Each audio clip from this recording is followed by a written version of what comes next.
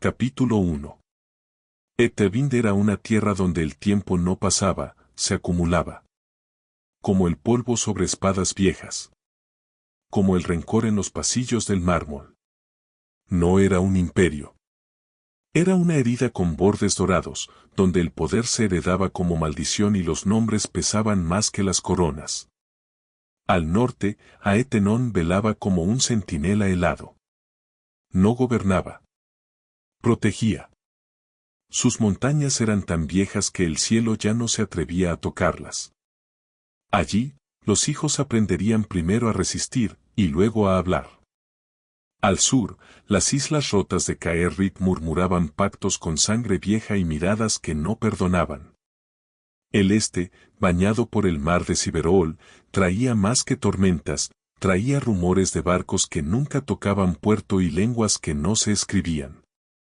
El oeste se perdía en la inmensidad del Great Gulf y en los secretos del Greatód, donde los mapas se doblaban solos. Y en el centro, Eadros.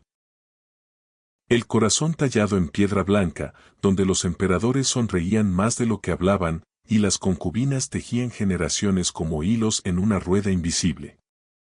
El imperio no caía. Pero cada año, perdía algo más de sí mismo.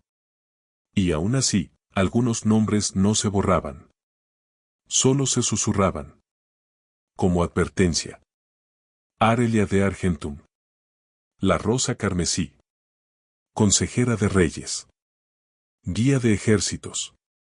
Y, al final, silenciada. Nadie habló abiertamente de su caída. Fue demasiado público, y demasiado incómodo. Las casas altas la olvidaron rápido. Pero el pueblo, el ejército, los libros que no estaban en la biblioteca imperial, recordaban. Y hay quienes dicen que cuando un linaje es condenado sin juicio, su eco camina siglos en forma de hijos. Porque cuando el invierno y el fuego vuelven a cruzarse, las viejas promesas despiertan. Y las sombras recuerdan lo que la historia quiere enterrar. La rosa cayó. Pero la semilla, aún sangraba. Y ni el imperio duerme tranquilo. Ni los muertos descansan del todo. Así fue como dos figuras comenzaron a destacarse, al principio apenas como ecos, y luego como presencias inevitables. Como piezas recién colocadas en el centro de un tablero que nadie había terminado de dibujar. Lady Serapiren de Argentum, única heredera de la Casa de la Rosa Carmesí, era una visión de fuego y determinación. Sus cabellos rizados, de un cobrizo vibrante, eran recogidos en intrincadas trenzas de guerra. Sus ojos, de un magenta casi imposible, parecían desafiar al mismísimo destino. No era una dama de bailes y susurros. Era la espada que los reyes necesitaban y temían. A kilómetros de distancia, donde el invierno parecía no ceder nunca, otra figura caminaba entre leyendas. Lord Alistair von Valemon, duque de tierras eternamente cubiertas de escarcha, observaba los cielos sin estrellas desde las murallas nevadas de Aetenón. Su cabello plateado, sus ojos dorados y su puerta marcial hablaban de un linaje forjado en batallas que la historia prefería olvidar. Pocos conocían los secretos que envolvían su sangre. Y ninguno se atrevía a preguntar. Sus caminos, tan distintos, estaban destinados a cruzarse. Pero cuando lo hicieron, no fue bajo luces de salón ni con música de fondo. Fue bajo el alarido del acero. Una emboscada tendida en los bosques de Kervan, bajo la luz gemela de las lunas de Etevind, su reunión no tuvo brindis, ni promesas. Solo gritos, acero, y la certeza de que aquel instante cambiaría el rumbo de más de un reino. Fue con el grito de un cuerno rasgó el aire como un cuchillo mal afilado. Luego, el bosque se tragó la calma. Las sombras emergieron desde los troncos como espectros cubiertos de hollín y acero. Sus pasos eran rápidos, y sus hojas, negras como la tinta de un juramento roto. No eran simples bandidos.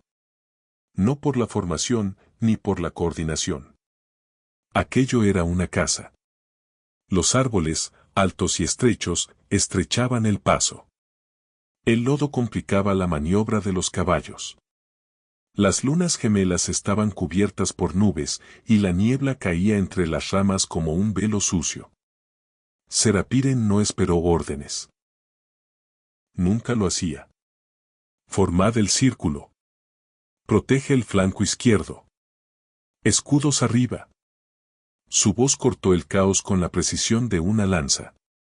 Su espada ya estaba desenvainada, brillando con una pátina carmesí bajo la escasa luz. A su alrededor, sus hombres se reagrupaban como podían, tropezando con raíces, jadeando bajo capas mojadas. Uno de los atacantes se lanzó hacia ella con 2 cuchillos en mano. Serapiren esquivó el primero, desvió el segundo con el antebrazo protegido, y le enterró la hoja en el estómago con un giro seco. Ni siquiera lo miró caer. Otro enemigo intentó flanquearla por la izquierda. Ella se giró sobre el talón y cortó en diagonal, desde el hombro hasta la cadera. Sangre caliente le salpicó la mejilla, pero no pestañeó. «Capitana. Nos rodean», gritó uno de los suyos. «No. Nos encierran». «Es distinto», respondió, girando sobre sí misma para leer el campo. Y tenía razón. Era una trampa pensada. El bosque forzaba el combate cercano.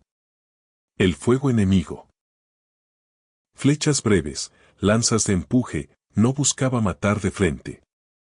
Buscaban dispersar, dividir, quebrar desde dentro.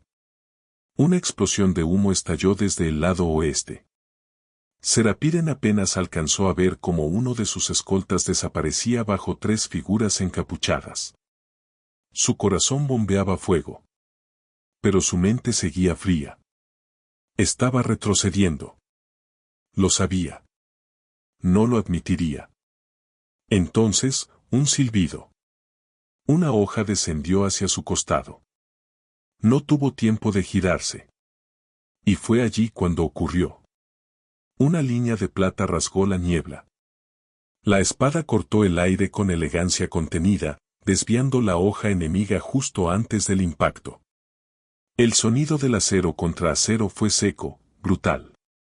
«Parece que llegué justo a tiempo, mi señora», musitó una voz grave, tan tranquila como imposible. Alistair von Valemon emergió de la niebla como un espectro de invierno. Su armadura oscura estaba sin una mancha. Su espada, tan clara como el hielo de su tierra. Sus ojos dorados ardían con una frialdad meticulosa. Serapiren no respondió de inmediato. No podía. Porque él no había venido solo. Desde las sombras, surgieron hombres con el emblema de Aetenón en los hombros. Silenciosos, organizados. Atacaban como una pinza invisible, 2 a cada flanco, uno directo al cuello. Coordinación. Orden. Letalidad. Y en medio de todo, el joven duque, como si el caos a su alrededor fuera una sinfonía que él había compuesto. Ella giró sobre sí misma y bloqueó el ataque de un segundo enemigo con un gruñido bajo. Alistair lo empujó de una estocada por el costado y lo remató con la punta de su bota. Siguieron combatiendo, espalda contra espalda. No por necesidad. Por impulso. «No me acostumbro a tener compañeros», dijo ella entre respiraciones. «Y yo no suelo pelear entre árboles», respondió él. «Pero supongo que hoy habrá excepciones». El enemigo comenzó a flaquear. La emboscada no había sido pensada para 2 líderes de ese calibre. 1 era amenaza. 2, condena. Serapiren giró su espada en una flor carmesí, cortando la garganta del último que se atrevió a acercarse. Alistair, con un tajo descendente, clavó su hoja en el pecho del que parecía el jefe. El cuerpo cayó. El bosque tembló. El silencio fue arrepentido. No como calma. Como vacío. El aliento de ambos se mezclaba con el vapor de la sangre caliente aún humeando sobre las hojas. Sus espaldas se separaron lentamente. Sus ojos se encontraron. Magenta. Oro. No suelo necesitar salvadores, duque, dijo ella con voz ronca, aún jadeante. Pero supongo que hoy habrá una excepción. La batalla terminó al alba, dejando tras de sí campos tratamientos de escarlata y una promesa muda entre dos almas aún reacciones. No hubo celebraciones. Solo humo, sangre, y el tipo de silencio que no se llena con palabras, sino con el peso de lo que no se perdió, y lo que sí. El humo aún flotaba sobre los restos de la batalla. Los cuerpos enemigos eran apilados, las heridas vendadas, las órdenes murmuradas entre oficiales exhaustos. Serapiren estaba de pie junto a un tronco ennegrecido por el fuego, el corte carbonizado aún humeando levemente. Parecía una antorcha rota. O un altar que había hecho su trabajo. Su espada seguía manchada. Sus dedos, firmes. Pero en sus ojos brillaba la clase de furia que no busca venganza, sino respuestas.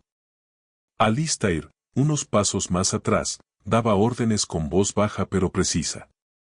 Sus hombres, curtidos en las nieves del norte, lo obedecían sin necesidad de mirarlo dos veces. Y aún así, de vez en cuando, lo miraban. Porque lo que había hecho esa noche, aparecer en medio del caos, cortar sin preguntar, y quedarse sin exigir nada, no pasaba desapercibido. Fue Serapiren quien rompió el silencio. ¿Cuántos quedaron? Alistair la miró, sus ojos dorados brillando incluso entre la niebla. 18. Pocos, pero lo suficientes para hacer que Eadros escuchen. ¿Y tú crees que escuchará? No. Pero me agrada gritarles igual. Ella dejó escapar una risa breve, seca. La primera desde que todo comenzó. Hubo una pausa, apenas un respiro. ¿Qué hacías aquí, el joven duque del norte? Preguntó, cargando el rostro con una mezcla de curiosidad y sospecha. No es común que Aetenón me envíe hombres tan lejos de sus murallas. Alistair cruzó los brazos, su capa aún manchada de barro y sangre. No respondí de inmediato. Sus ojos dorados recorrieron los árboles quemados, los cuerpos recogidos, las sombras aún vivas. Mi camino me lleva a Eadros, dijo finalmente. A mi ceremonia de herencia. Serapiren ladeó ligeramente la cabeza, sin interrumpirlo. Pero no le creyó del todo. No porque dudara del destino, sino por la forma en que lo había dicho, como quien da una pieza, pero oculta el tablero. Recibimos informes de movimientos hostiles cerca del paso de Lioren, continuó, retomando la firmeza en su voz. Decidí investigar personalmente. No esperaba encontrarme con la rosa carmesí entre las sombras. Ella bajó la mirada un instante, no por vergüenza, sino por peso. Cuando volvió a alzarla, su voz ya no tenía filo. Tenía verdad. Desgastada, pero intacta. Yo ya cumplí con Lioren, dijo, despacio. Encontré lo que me enviaron a descubrir. Lo desvelé. Y por eso me casaron. Una pausa. El viento movió las ramas calcinadas. Los hombres que me acompañaban murieron defendiéndolo. No por oro.